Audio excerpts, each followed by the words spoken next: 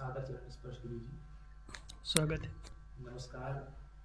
न्याय धर्म सभा के इस रविवारी फेसबुक लाइव कार्यक्रम में आप सभी देखने और सुनने वालों का बहुत बहुत स्वागत है। ये वही कार्यक्रम है जिसके माध्यम से हम सभी को सामाजिक और राष्ट्रीय महत्व के विभिन्न विषयों पर स्वयं आदरणीय गुरुदेव से मार्गदर्शन प्राप्त करने का सौभाग्य प्राप्त होता है। इस सिलसिले में आज का प्रश्न रीवा से रजना जी का है।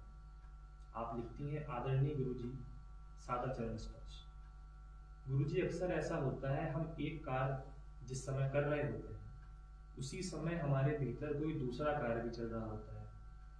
मन में कहीं कोई दूसरी कार्य योजना होती है, या हम जिस जगह शरीर से रहते हैं वहां पर मन से नहीं होते। कई बार शरीर और मन एक समय में अलग अलग जगहों पर एक साथ होता है। ऐसा क्यों होता है और इससे हम कैसे निजात पा सकते हैं? मार्गदर्शन करने आदरणीय। जरूर। स्वागत है। प्रश्न आध्यात्मिक है।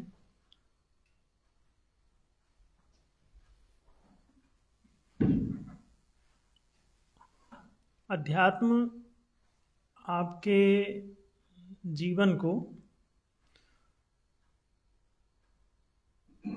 चार भागों में विभक्त करता है: तन, मन, प्राण और आत्मा।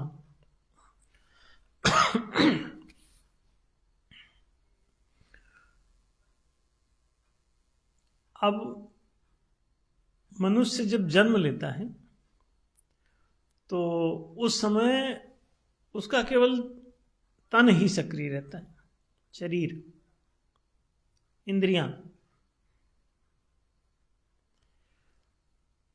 तो ऐन्द्रिक आयाम में रहता है वो।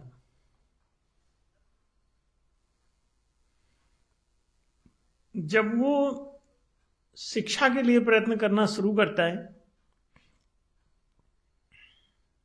तो धीरे धीरे शिक्षा के प्रभाव से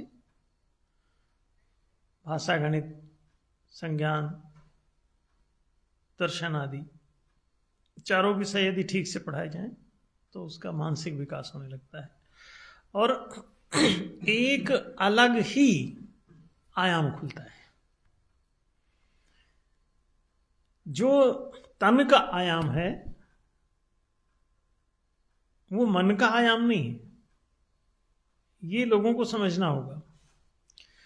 लोग इसी भ्रांति में रहते हैं कि हम ऐन्द्रिक आयाम में जो होते हैं उसी में हम सोचते हैं,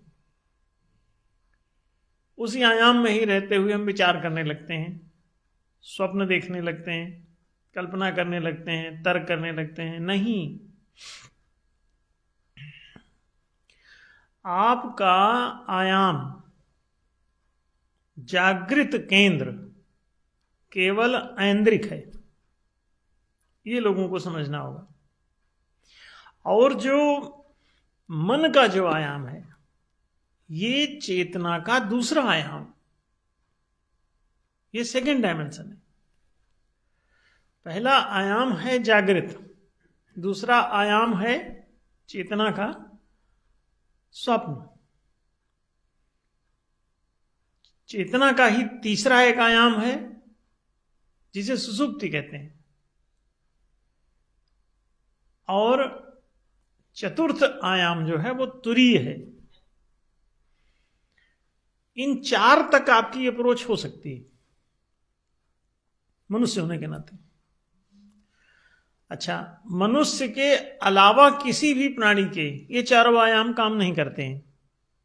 जागृत, स्वप्न, सुषुप्ति, तुरीय, ये चारों आयाम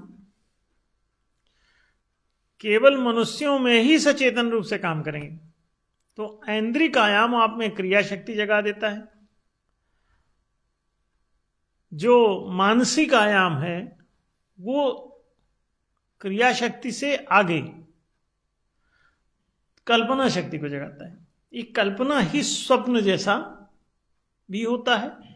आप अनकॉन्शियसली जब इस केंद्र में होंगे तो स्वप्नवत आपका मन प्रयुक्त होगा, मन चलेगा, स्वप्न जाल बुनेगा, स्वप्न चित्र तैयार करेगा। और जब आप सचेतन रूप से इस मानसिक आयाम का उपयोग करते हैं तो ये स्वप्नवत नहीं रहता, ये कल्पनावत हो जाता है। अब इसी से तर्क होता है, जो कल्पना शक्ति है यही तर्क शक्ति है। मन को मनन करने की मशीन के नाम से जाना जाता है। मनन शक्ति ही मन है। मनन माने कल्पना करना, विचार करना, सोचना, तर्क देना। शब्दों में आप जो बातें तार्किक रूप से रख रहे होते हैं वो मन का प्रथम आयाम है। अब मन स्वयं जो है सचेतन वाली लाइन में मन स्वयं सेकंड आयाम, लेकिन इसके खुद के भी 4 विभाग हैं मन के, जिसमें पहला तर्क ही करता है, कल्पना ही करता है, विचार ही करता है, सोचता है, कोई चीज समझता नहीं, सोचता है, विचार करता है, तर्क देता है, कल्पित करता है, कोई चीजें योजनाएं बनाता है। ये मानसिक आयाम है। मन से ही बुद्धि का जन्म होता है, जिसकी ये तर्क शक्ति जितनी ज्यादा प्रदीप्त होगी उतना ज्यादा मन को बुद्धि जगाने में सहूलियत होगी। ये भाषा से तर्क देता है, लेकिन बोध गणितीय है। तो जिन लोगों ने गणित सब्जेक्ट ठीक से पढ़ा हुआ होता है उनका बुद्धि काम करने लगता है, वो कोई चीज समझ सकते हैं। भाषा से मन काम करता है और गणित से बुद्धि। और जो संज्ञान पढ़ते हैं, जैसे जीके कह लो, इंफॉर्मेशन कह लो, सूचना, तो सूचनात्मक जितने विषय हैं, इतिहास, भूगोल, समाजशास्त्र आदि जो भी आप पढ़ते हैं, ऐसे भाषा गणित के अलावा, उनमें अधिकांश संज्ञानात्मक हैं, सूचनात्मक हैं। और एक और विषय है जो दर्शन कहलाता है। ये सूचनात्मक नहीं है, ये आपको सूचना नहीं देता कोई। दर्शन आपको कुछ दिखाता है, सूचित नहीं करता। कुछ आपको इंगित करता है, उंगली ऐसे दिखाता है कि तुम जो देख रहे हो वो तुम चश्मे के रंग के अनुसार देख रहे हो। लेकिन दर्शन कहता है कि इन तमाम रंगों की जो प्रक्षेपित दशा है उससे हटके तुम यथार्थ को देखो। जैसे कि चश्मे में अगर काले रंग का कांच लगा हो, या नीले रंग का कांच लगा हो, या हरे रंग का कांच लगा हो, या लाल रंग का कांच लगा हो, तो आप उसके माध्यम से उसी रंग के अनुसार देखेंगे। हरा लगा है तो हरा हरा बाहर दिखेगा, लाल लगा है तो लाल लाल दिखेगा। जैसे कि किसी बल्ब के ऊपर आप पन्नी चढ़ा दें किसी रंग की, तो बाहर जो रोशनी निकलेगी वो बल्ब की ओरिजिनल रोशनी नहीं होगी। वो क्या होगी? पन्नी की रोशनी से होके जब वो गुजरेगी बल्ब की रोशनी, तो आगे निकलने पर उसका कलर अपने आप में आत्मसात कर लेगी। दर्शन इस उपद्रव को शांत करता है। अब प्रश्न ये पूछा गया है कि एक समय में जब आदमी कहीं रहता है शारीरिक रूप से, तो मन दूसरी जगह कहीं चला जाता है, या शरीर जिस कार्य में लीन है उस कार्य से हट करके मन किसी दूसरी बात पे विचार करने लगता है। तो यहां पे क्रिया में बाधा उत्पन्न होती है, मतलब ये क्रिया जो है अनकॉन्शियस होने लगती है।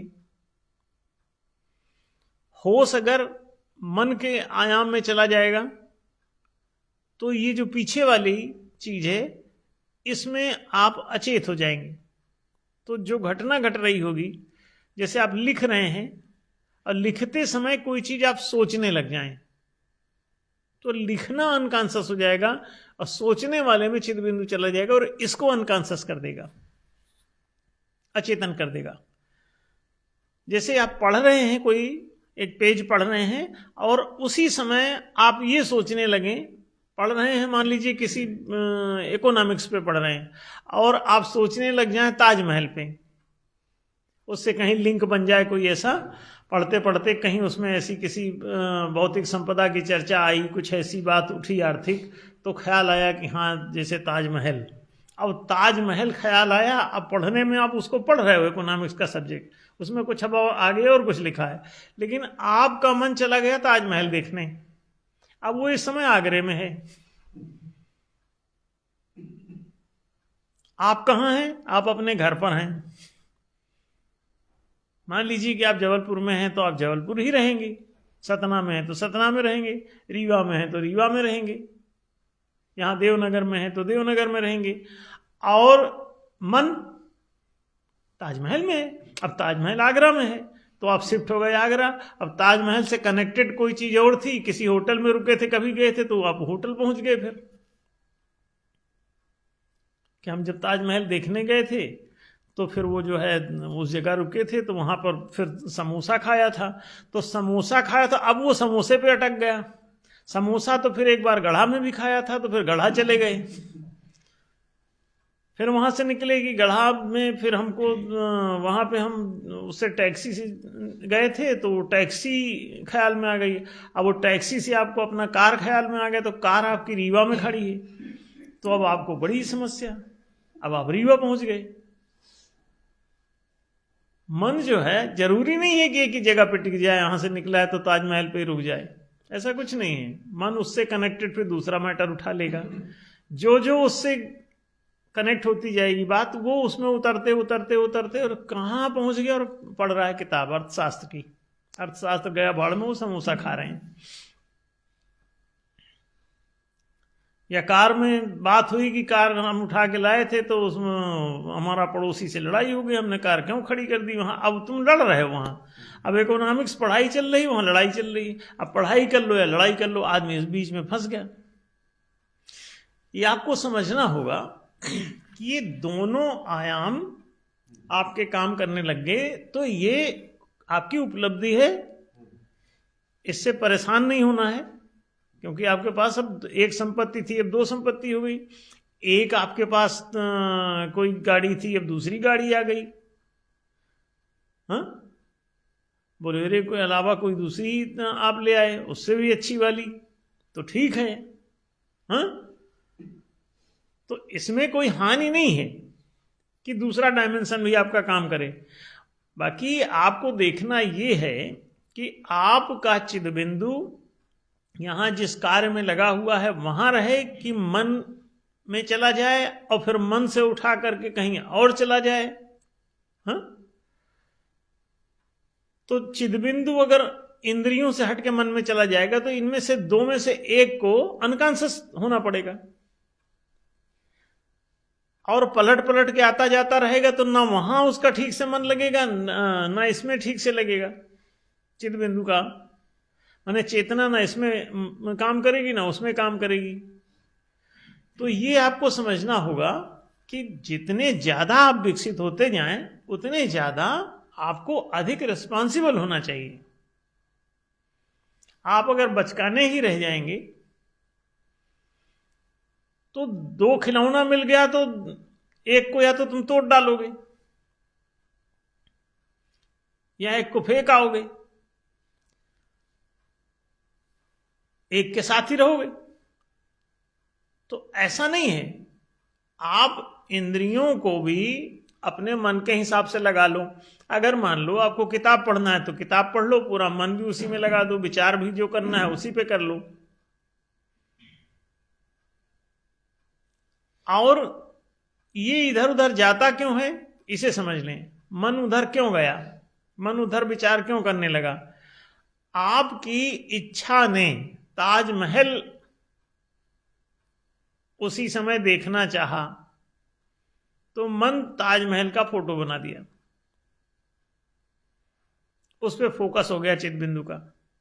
आप ताजमहल में डूबे हुए हैं, पढ़ाई कर रहे हैं आप अपने इकोनॉमिक्स की, और डूब गए कहाँ? ताजमहल में। तो ये आपको देखना है कि आप अपने इंद्रियों का क्या उपयोग। आप आत्मा हैं, ना आप इंद्रियां हैं, ना आप मन हैं, और ना ही आप संकल्प हैं, ये भी ध्यान रखें। आप प्राण भी नहीं है, एनर्जी भी नहीं है, यानी प्राण भाव रूप में, इच्छा रूप में वहां काम कर रहा है, इच्छा के साथ समायोजित हो गया है। तो ना आप इंद्रियां हैं, ना आप मन हैं, और ना ही आप प्राण हैं, यानी प्राण भी नहीं है आप, संकल्प भी नहीं है, व्रत भी नहीं है, इच्छा भी नहीं। इच्छा शक्ति को यहां पर प्राण के केंद्र पे इच्छा शक्ति काम कर रही होती है। दरअसल जब ये सचेतन होता है तो यहां थोड़ा सा ये अलट पलट मामला है। प्राण वहां से जो भाव केंद्र है, वहां से जो आपकी इच्छा शक्ति उठेगी उधर मन को लगा देगी। आप इच्छा पढ़ने की करने वाले हैं या ताजमहल देखने की, अभी आपको निर्णय करना पड़ेगा। आप अपने निर्णय और निश्चय को ठीक कर लीजिए तो मन कहीं नहीं चंचल रहेगा। लेकिन जिनका भावनात्मक प्राबल्य नहीं है, संकल्प जिनका कमजोर है, व्रतशील नहीं है आप, अनुशासन कमजोर है, नियम पालन कमजोर है, तो आपका मन आपकी बात नहीं मानेगा। आप चाहते हैं इकोनॉमिक्स पढ़ना, मन ताजमहल देखने जा रहा है। आप कहेंगे नहीं, हम तो बड़ा मूड खराब हो रहा है आपका कि हम तो किताब नहीं पढ़ पा रहे हैं भाई, बड़ी बेचैनी है। सोने गए तो मन कहता हम सोचेंगे, सोएंगे नहीं।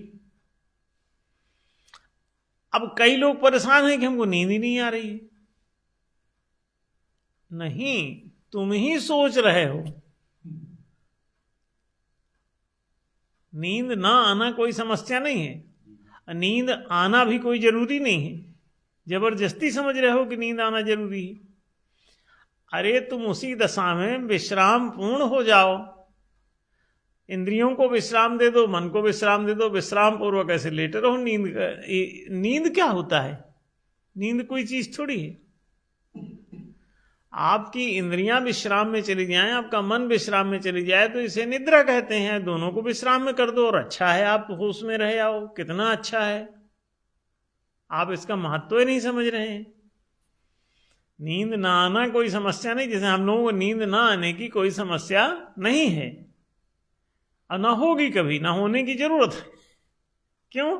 अरे विश्राम करना है, नींद ना आए तब भी हम विश्राम कर सकते हैं, और नींद आए तब भी विश्राम कर सकते हैं। विश्राम ही तो करना, नींद में भी विश्राम ही होता है इन दोनों का। इंद्रियां मन जब प्राण में लीन हो जाती हैं तो इसे निद्रा कहते हैं। इंद्रियां मन जब शांत हो जाते हैं तो इसे निद्रा कहते हैं। और ये दोनों जब श्रम में लीन हैं, संलग्न हैं, तो विश्राम नहीं होता है। तो इनको काहे श्रम करा रहे हो इन दोनों से? जब जरूरत नहीं है तो उसमें विश्राम करो, रात को, दिन को श्रम कराना। तो ये आपके संकल्पों पर निर्भर है।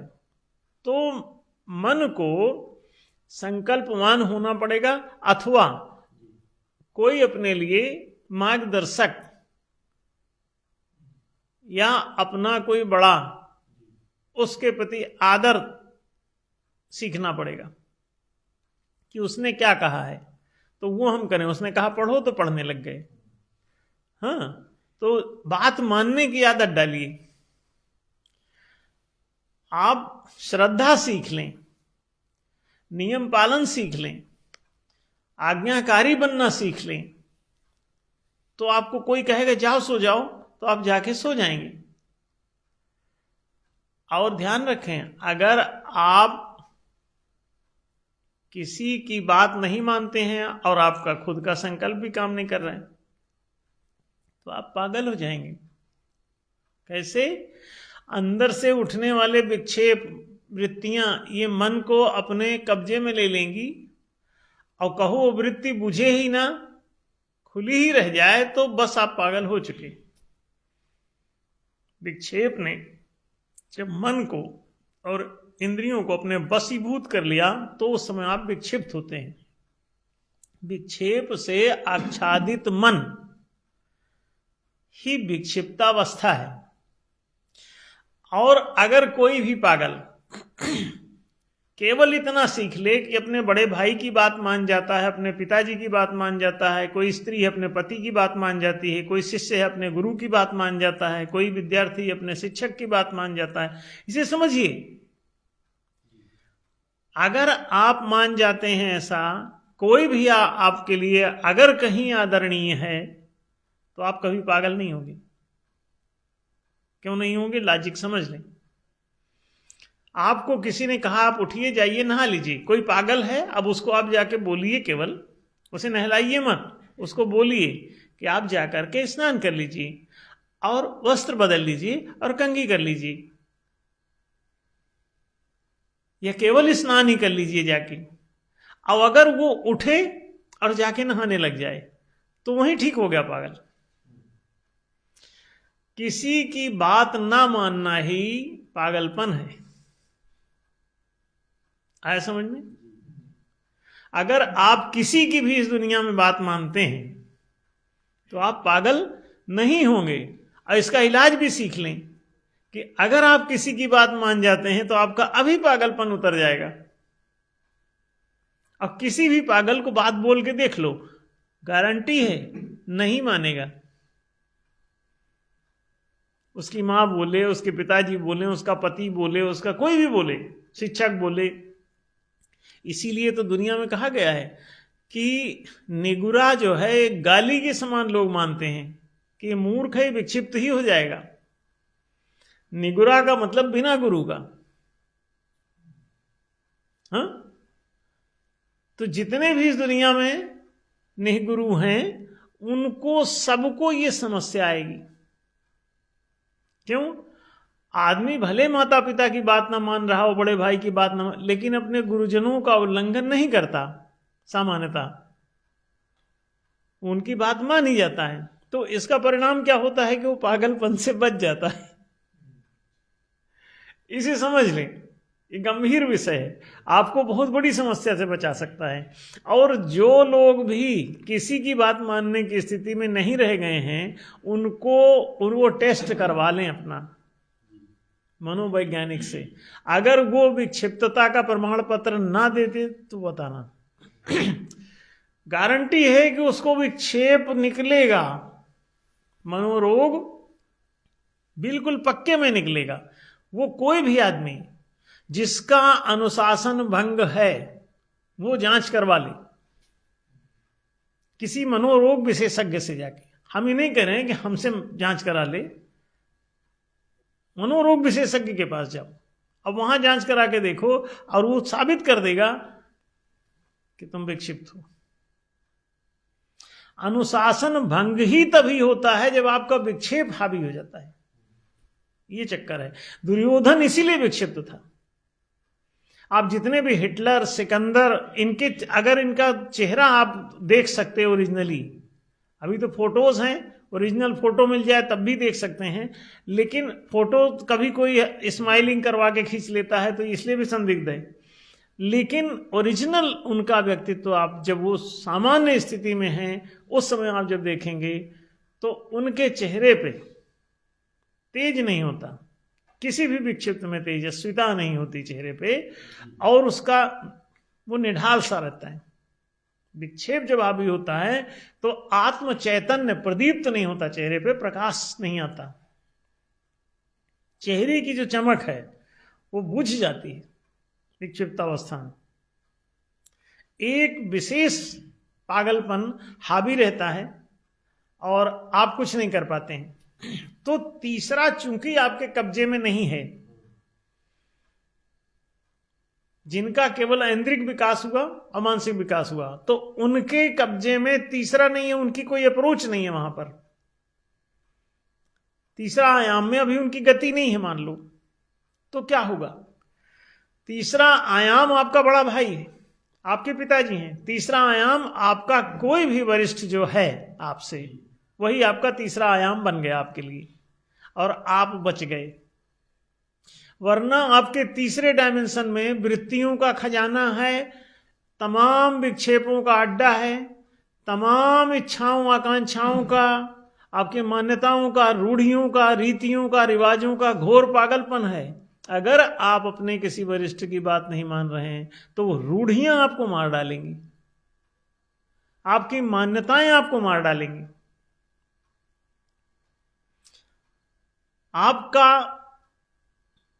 आपके द्वारा संचित वृत्तियां आपको मार डालेंगी, आपका प्रारब्ध आपको मार डालेगा, आपकी प्रकृति, आपका स्वभाव आपको मार डालेगा।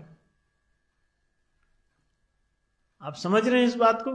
तीसरा आयाम बहुत गंभीर है, क्योंकि अगर आपका तीसरा आयाम में आपकी गति नहीं है और बाहर आपने तीसरे आयाम का कोई चयन नहीं किया हुआ है, नियामक जो तीसरा आयाम को काम करना था वो बाहर आपने अगर कोई वरिष्ठ को चुन लिया है उसकी बात आप मान जाते हैं, तो तीसरा आयाम जो है वरिष्ठता का ही है। दरअसल वो बाहर को किसी को पकड़ लोगे तो वो भूमिका उसी आपके खुद के तीसरे आयाम की निभाने लगता है और आप पागलपन से बच जाते हैं, क्योंकि अब जो संचित होगा उसमें प्रारब्ध भी बदल देगा वो वरिष्ठ आदमी आपका। सोचो कितनी बड़ी बात है, वो आपका भाग्य विधान बदल सकता है, आपके एक्सीडेंट को बचा सकता है, आपकी समस्याओं से आपको निजात दिला सकता है। इसलिए अगर अंदर आपकी सामर्थ्य काम न कर रही हो तो बाहर किसी को चुन लो, उसकी बात मानने लगो। तो तीसरा आयाम आपका काम ना भी करे तो भी वो कोई पुलिस वाला, कोई प्रशासनिक अधिकारी, कोई प्रबंधक, कोई भी मार्गदर्शक आपका ये भूमिका निभा देगा अब आपको बचा देगा। और उन संकल्पों को, उन वरिष्ठों की बात को किसी विवेकशील व्यक्ति अथवा विवेक सम्मत सिद्धांत से इसके इस संकल्प को, इस नियंत्रण को ओतप्रोत होना होगा। चौथे आयाम की भूमिका तीसरे आयाम के ऊपर होनी चाहिए। माने वो वरिष्ठ भी जो हो, वो आपका जो मार्गदर्शक हो, आपका टीचर हो, वो प्रिस्क्राइब्ड चीजें, विवेक द्वारा प्रिस्क्राइब्ड चीजें ही आपको करवाए। कोई पुलिस वाला आया और आपको अपना कानून ना बताए, वो प्रिस्क्राइब्ड कानूनों पर आपको चलाए। ये बात आप समझ गए होंगे, ठीक है? तो आपका मन इसलिए नियंत्रण में नहीं है क्योंकि नियामक सत्ताएं आगे की, प्राण और आत्मा, ये दोनों आपके काम नहीं कर रहे हैं, तो आपका मन नियंत्रित नहीं रहेगा। इंद्रियों को तो नियंत्रित आपका मन कर लेगा, लेकिन मन का नियंत्रण कौन करेगा? तो मन का नियंत्रण भावनाओं में है कि ऐसी बाढ़ है और प्रेम जस स्थिर हो मन प्यारे तसस तसस। यदि भावनात्मक आपका प्रेम जाग जाए तो आप मन को शांत कर लेंगे, जहां मर्जी वहां नियोजित कर लेंगे। और अगर आपकी भावनाओं में सद्भाव ना हो, प्रेम ना हो, तो आप नियंत्रित नहीं कर पाएंगे।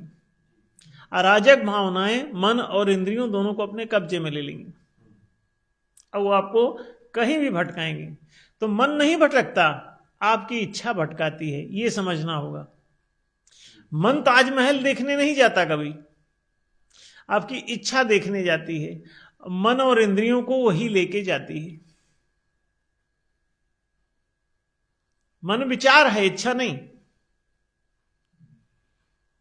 उसका जो ड्राइव करने वाला है ना, वो वहां पे पीछे वाला, और उसको भी जो ड्राइव करने वाला है उसके पीछे वाला, तो वो क्षत्रिय और ब्राह्मण है। आपके भीतर घुसे हुए हैं, सोए हुए हैं। मन वैश्य है, वैश्य चंचल होता है बंदर की तरह, तो मन चंचल है। अब चंचल मन आपको नहीं पढ़ने देगा इकोनॉमिक्स, तो आपके अंदर व्रत देना पड़ेगा, अनुशासन देना पड़ेगा। आपको टाइम टेबल बना के किसी टीचर से फुकवा के मंत्र लाना पड़ेगा कान में, हाँ, कि ये रहा टाइम टेबल तुम्हारा, इसके अनुसार पढ़ना। अब जब उन बता दिए 2 घंटा तुमको पढ़ाई करना, ताजमहल नहीं, तो हटाओ ये सब किताबें, मोबाइल बंद करो, टीवी बंद करो और सीधे पढ़ाई करो। तो अब वो देख रहा है सामने, नहीं कर रहे हो, फिर तुमने टीवी उठाया, नहीं बंद करो टीवी, रिमोट इधर दो, वो बैठा है पीछे, तीसरे डायमेंशन जिंदा बैठा है सामने में, अंदर से निकल के आपके बाहर बैठ गया कोई, आपके टीचर के रूप में, गुरु के रूप में, बड़ी बहन के रूप में, बड़े भाई के रूप में, भाभी के रूप में, माँ के रूप में, पिता के रूप में, कोई तो भी है वहां जो आपका तीसरे डायमेंशन की भूमिका, जो आपकी इच्छा को आपके प्रेस्क्राइब्ड सिस्टम में परिवर्तित कर रहा है, इच्छा को नहीं चलने दे रहा है। कहना नहीं, प्रेस्क्राइब्ड ये है कि 2 घंटा पढ़ना है तुमको, केवल पढ़ाई करो, अखबार भी बंद करो, हाँ गाना सुन रहे हो, नहीं नहीं नहीं गाना कैसे बंद करो, ताजमहल हटाओ। हाँ, वो कहेगा तुम ऐसे करने लगे तो भी कहेगा क्या सोच रहे हो, पढ़ाई करो अपनी। एक कोई अगर आजू बाजू है कहीं टीचर, तो वो नियंत्रित किए रहता, तुमको वही पढ़वाता है जो उसको पढ़वाना है। तो ऐसा अपने लिए पुलिस, अपने लिए टीचर, अपने लिए प्रभारी, अपने लिए नियंत्रक, अपना बड़ा भाई ढूंढ लो भाई कहीं, हाँ? अब वो तुमको बचाए रखेगा। अब वो भी तुमको कौन सा व्रत दिलाए, नहीं तो भीष्म पितामह हो जाओगे फर्जी व्रत लेके, हाँ? और उसके बाद तुमको दिक्कत होगी जिंदगी भर। तो व्रत भी ऐसा नहीं, बड़ा भाई भी ऐसा नहीं, तो व्रत या बड़ा भाई दोनों एक ही चीज है। उसको भी चाहिए प्रिस्क्रिप्शन विवेक का, आत्म विवेक जिसका काम करता है वो ये दोनों भूमिका निभा देगा। तो कोई सदगुरु की खोज, इसलिए बचपन में तुम शूद्रावस्था में हो, शारीरिक दशा में, तब भी तुम सदगुरु खोजो, मानसिक दशा में हो, वैश्यावस्था में, तब भी तुम सदगुरु की खोज करो, भावनात्मक दशा में हो तब भी तुम सदगुरु की खोज करो, और तुम चेतनात्मक दशा में हो तब भी सदगुरु की खोज कर लेना। क्योंकि अहंकार बस तुम कई बार सोचोगे कि मेरी तो चेतना काम करे, मुझे किसी सदगुरु की क्या जरूरत है। इसका मतलब यह है कि तुम अभी लल्लू हो, तुम विक्षिप्त हो, तुम्हारा कुछ हुआ नहीं है। क्यों? सदगुरु का दर्द क्यों दे रहा है तुमको? सदगुरु वही कह रहा है जो तुमको कहना था, तुम नहीं कह रहे हो तो वो कह रहा है, और वो नहीं अच्छा लग रहा है, इसका मतलब हाँ। इसीलिए सबे सयाने एक मत, मूर्ख मते अनेक। अगर सदगुरु से कोई पंगा है, तुम्हारा 2 मत हो रहा है, तो समझ जाना कि तुम गदहा हो और पिटोगे, हाँ, और विक्षिप्त हो जाओगे। तो जो कह रहे हैं ना अपदीपो भाव, वो सब यही वाली अहंकार, बस ये समस्या में फंसे हुए हैं और जीव भाव में ही फंसे रहेंगे जिंदगी भर। सर्वात्म भाव ना आएगा, इसीलिए सबके लिए हितकारी कोई काम बौद्ध, जैन, सिख, ईसाई लोग, मुस्लिम लोग नहीं कर पा रहे हैं। फर्जी गुरुत्व, हाँ, सेल्फानंद हो गए। तो ये समझने की जरूरत है कि कहीं ना कहीं गड़बड़ी इसमें पैदा होती थी। इसके पूरे सिस्टम को समझना होगा, 4 आयामों को, फिर ठीक हो जाएगा। कहीं कोई अराजकता नहीं है, इसका बस सिस्टम समझ लें तो बात स्पष्ट हुई होगी। सम्यक जी, आपका बहुत बहुत धन्यवाद गुरु जी। एक अत्यंत गूढ़ विषय को आज आपने हम सबके लिए सरल किया। अस्तित्व की 4 आयामीता और इसके परिणाम स्वरूप मानव जीवन की जो 4 आयामीता है, इसका सिद्धांत, इसकी व्याख्या सिर्फ सनातन धर्म के पास, अर्थात धर्म संस्थापक संघ के पास ही इस समय मौजूद है। और ये हम सबके लिए आदरणीय गुरु जी का आशीर्वाद है कि आपने मानव जीवन के समग्र विकास के सिद्धांत को एक पुस्तक के रूप में भी पाठकों के लिए उपलब्ध करवाया है। आप सभी देखने और सुनने वालों से अपील ये है कि इस बेशकीमती फेसबुक लाइव वीडियो को जन जन तक पहुंचाने में सहयोगी बने। इसके लिए इसे अधिक से अधिक मात्रा में शेयर करें। आप सबसे हम पुनः मुखातिब होंगे अगले रविवार एक नए प्रश्न के साथ। तब तक के लिए सभी को नमस्कार, शुभ रात्रि, ओम तत्सत।